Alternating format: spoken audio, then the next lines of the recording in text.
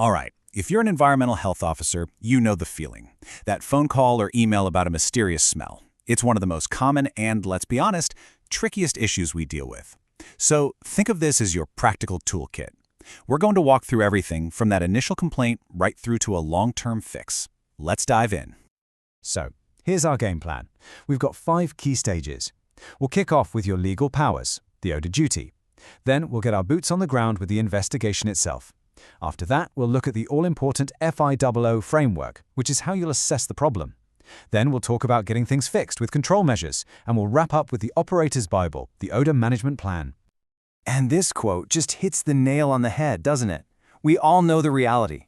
In the UK, we live so close to businesses, whether it's takeaways, factories, or workshops. That tight squeeze means odor issues are an absolute constant. It's a huge part of an EHO's world. Right. The phone rings, the email pings, a resident is unhappy. What do you do first? This is such a critical moment because how you respond right at the start can really set the tone for the entire investigation. So let's get into a clear, structured approach. First things first, let's talk about the law.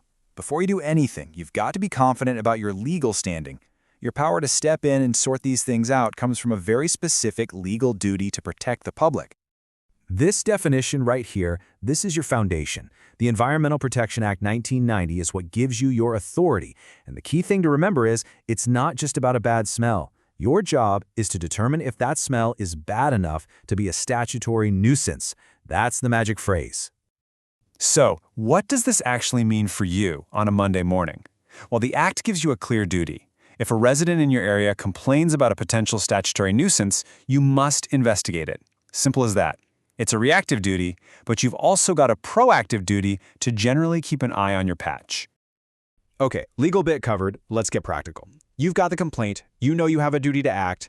Now it's time to get out there and actually investigate. These are your first 3 moves, and they're crucial. 1. Get to the complainant's property as quickly as you can. You want to try and experience the odor for yourself. 2. Talk to them, work with them to understand what it's like. And 3. Start playing detective. Time to find out where the smell is coming from. Now, here's a quick pro tip, especially for those kitchen and takeaway complaints. Officially, this old DEFRA guide from 2005 has been withdrawn. But you know what? Ask any seasoned EHO and they'll tell you it is still incredibly useful. It's got a fantastic framework for checking out ventilation, things like stack heights and fans.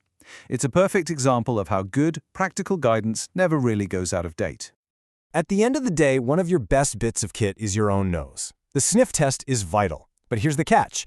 The people working at the site day in, day out, they often can't smell it anymore. It's called olfactory fatigue. They've just gotten used to it. That's why your assessment as a fresh nose on the scene is absolutely essential.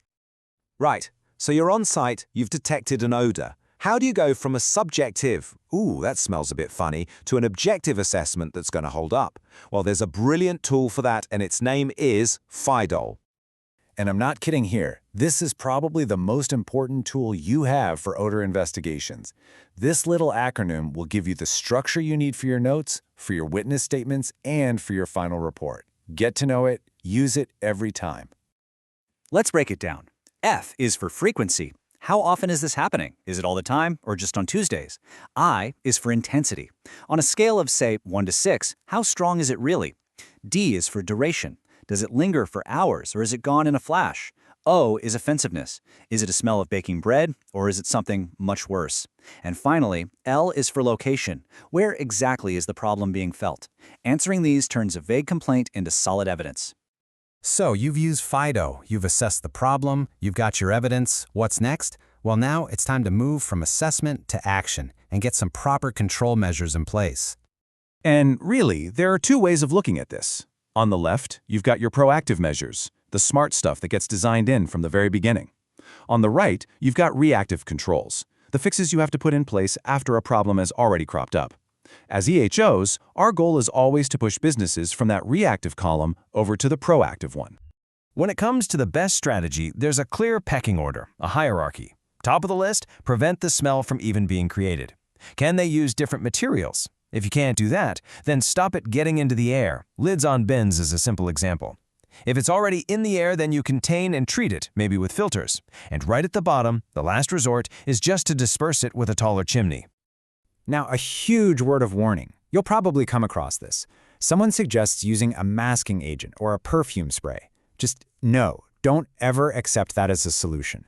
They don't fix anything. They just add another pollutant to the atmosphere, and often that new smell is just as offensive. It is not a control measure, it's a cover-up. Okay, to make sure all these solutions are properly embedded for the long term, we need to talk about the Odour Management Plan, or OMP. This is the single most important document for any business that has the potential to cause a smell. So what is an OMP? Well, in a nutshell, it's the operator's plan, in writing. It's them saying, yes, we understand there's a risk, and here is our detailed, step-by-step plan for how we're going to manage it, control it, and minimize it. And a good OMP isn't just a bit of paper to tick a box. It has to show they really get the risks. It needs to show they're using the best available techniques. It absolutely must have a plan for when things go wrong, accidents, emergencies. And crucially, it needs to spell out exactly how they will investigate any complaint they get. And this is so important. An OMP cannot be written, filed away, and forgotten about. It has to be a living document. That means they must review it at least once a year and update it anytime something changes on site. It's a constant cycle of review and improve. And you know, that really brings us to the heart of it all. You can have the best technology, the most detailed plans, but long-term success nearly always comes down to people. Good, honest, open communication between the business, you at the council, and the local residents. That's what builds trust and leads to solutions that actually last. So, as we wrap this up, I want to leave you with a final thought to take back to your desk. Are your actions just firefighting, just reacting to complaints as they come in? Or are you managing to shift the mindset in your area towards preventing odor from ever becoming a nuisance in the first place? Pushing for prevention over reaction, that's where we can make the biggest difference.